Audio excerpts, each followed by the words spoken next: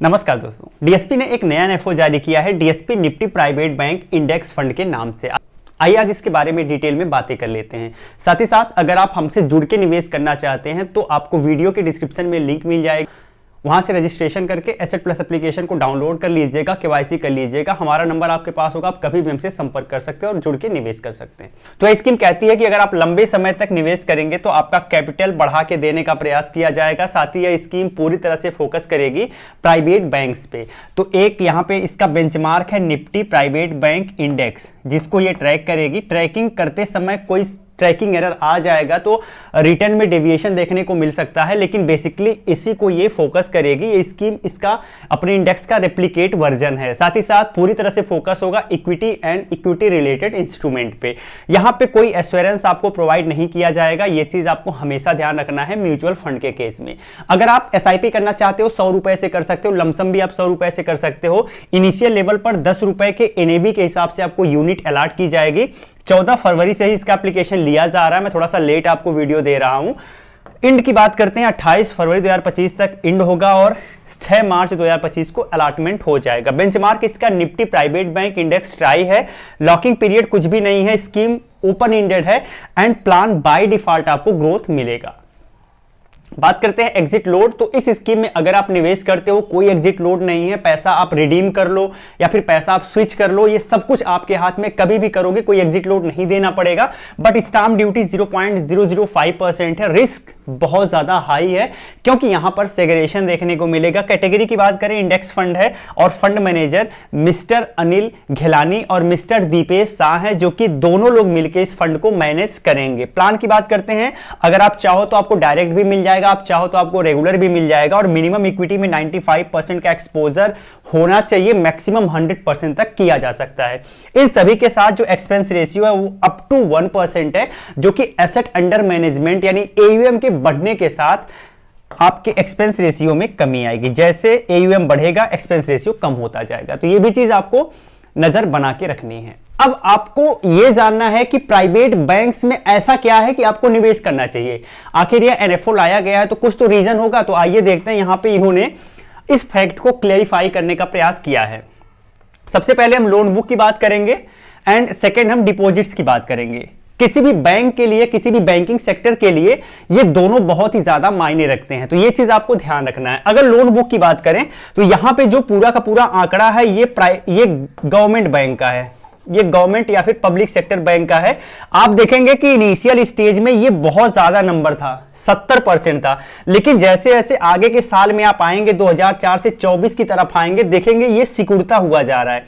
इसका मतलब लोगों का भरोसा प्राइवेट बैंक्स पे बढ़ रहा है और गवर्नमेंट सेक्टर के बैंक्स पे धीरे धीरे कम हो रहा, उनके लोन बुक में कमी आ रही है। आप देखेंगे 70% मार्केट शेयर से धीरे धीरे ये 52% के करीब आ गए हैं, जबकि प्राइवेट बैंक इनिशियल लेवल पर 4 में सिर्फ 20% थे, अब लगभग डबल होकर 41% हो गए हैं। तो ये एक पोटेंशियल दिखा रहा है कि प्राइवेट बैंक्स में ज्यादा पोटेंशियल है। आइए डिपॉजिट्स की बात कर लेते हैं। तो इनिशियल लेवल पर 2004 में जो गवर्नमेंट बैंक है या फिर पब्लिक सेक्टर बैंक है, उनके पास टोटल 76% डिपॉजिट हुआ करता था, लेकिन जैसे जैसे अब आगे के वर्षों में आएंगे ये घट के 59% हो गया है। तो ये बड़ी अच्छी बात नहीं है, एक अच्छा साइन नहीं है। लेकिन ये जो घटा है ये पूरा का पूरा मामला जो है वो प्राइवेट बैंक्स ने कैप्चर कर लिया है। आप देखेंगे 19% से लेकर 35% का मार्केट शेयर इनका हो गया है डिपॉजिट्स के केस में। तो ये बताता है कि इस सेक्टर में प्राइवेट बैंक्स में ज्यादा अपॉर्चुनिटी देखने को मिल रही है। आइए कुछ और डेटा देखेंगे, चीजें और ज्यादा क्लियर हो पाएंगी। अब यहां पर जो यूनिवर्स है यानी सिर्फ प्राइवेट सेक्टर के बैंक्स को ही पिक किया जाएगा। मैक्सिमम 10 स्टॉक को पिक किया जाएगा। फ्री फ्लोट के हिसाब से होगा, जो टॉप की 10 कंपनियां होंगी, जो टॉप के 10 प्राइवेट बैंक्स होंगे उनको पिक किया जाएगा और एक बैंक को 23% से ज्यादा वेटेज नहीं दिया जाएगा। अगर 3 बैंक को मिला दिया जाए तो मैक्सिमम 62% तक का ही वेटेज दिया जाएगा, उससे ज्यादा वेटेज नहीं दिया जाएगा। उतना हो सकता है फिर उससे कम हो सकता है।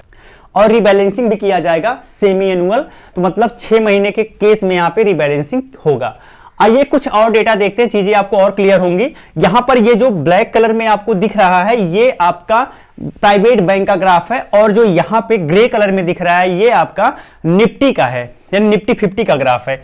अगर निफ्टी 50 की बात करें तो आप देखेंगे 2005 से लेकर 2024 के बीच में लगभग 14.5% CAGR के हिसाब से इन्होंने रिटर्न दिया है। लेकिन अगर यही प्राइवेट बैंक्स की बात की जाए तो 2005 से लेकर 2024 तक इन्होंने लगभग 18.6% के CAGR से ग्रोथ किया है, CAGR से रिटर्न जनरेट करके दिया है।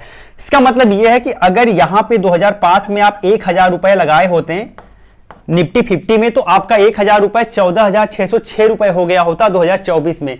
और यही 1000 रुपए अगर आपने लगाया होता प्राइवेट बैंक्स में, तो ये 1000 रुपए आपका लगभग 29,000 रुपए हो गया होता। तो आप देख सकते हैं जबरदस्त ग्रोथ देखा जा रहा है प्राइवेट सेक्टर में, जो कि लगभग 28x प्राइवेट में है और लगभग 14x आपके निफ्टी 50 के ग्रोथ में देखने को मिल रहा है। अब यहां पे बात करते हैं कुछ रिस्क। तो यहां पे रिस्क आप एक बार पढ़ लीजिएगा। कुछ प्री डिफाइंड रिस्क होते हैं जो कि सारे के सारे एनएफओ में किसी न किसी सारे के सारे एनएफओ में या फिर हम कह सकते हैं कि म्यूचुअल फंड स्कीम में इन्वॉल्व होते हैं, वो आप एक बार देख लीजिएगा। अब यहां बेंचमार्क और स्कीम के रिस्कोमीटर की बात कर लेते हैं। तो बेंचमार्क का रिस्कोमीटर बता रहा है कि बहुत ज्यादा रिस्क इस स्कीम में है और यहां पर भी आप देखेंगे कि बहुत ज्यादा रिस्क स्कीम में भी देखने को मिल रहा है। इसका रीजन ये है कि कंसंट्रेशन रिस्क यहां देखने को मिल रहा है, यानी जो स्कीम है उसमें सिर्फ 10 स्टॉक होंगे, सारे के सारे स्टॉक बैंकिंग सेक्टर के होंगे, तो कहीं ना कहीं ये रिस्क लेके आ रहा है। तो अगर आप बहुत ज्यादा हाई रिस्क एपेटाइट के हो तो आप इसमें निवेश कर सकते हो। सेकेंड चीज ये है कि कम से कम 5 वर्ष या फिर उससे ज्यादा आपको निवेश करना है, तो आप इसके लिए एक बार सोच सकते हो। साथ ही साथ अगर आप SIP के लिए सोच रहे हो तो भी आपके लिए सही हो सकता है। और एक चीज और ध्यान रखना है कि अगर आप खर्च कम करना चाहते हो, एक्टिव फंड में नहीं जाना चाहते हो, पैसिव फंड ढूंढ रहे हो और बैंक पे आपको, प्राइवेट बैंक्स पे आपको ज्यादा बिलीव है, तो आप इस स्कीम में निवेश कर सकते हो। बट स्कीम में निवेश करने के पहले अपने फाइनेंशियल एडवाइजर से सलाह जरूर ले लीजिएगा। और हमसे जुड़ के निवेश करने के लिए वीडियो के डिस्क्रिप्शन में लिंक मैंने दे दिया है, वहां से आप अकाउंट जरूर क्रिएट कर लीजिएगा और हमारे निर्देशन में आप अपना निवेश जर्नी स्टार्ट कर सकते हैं। पूरी सर्विस आपको दी जाएगी। जय हिंद।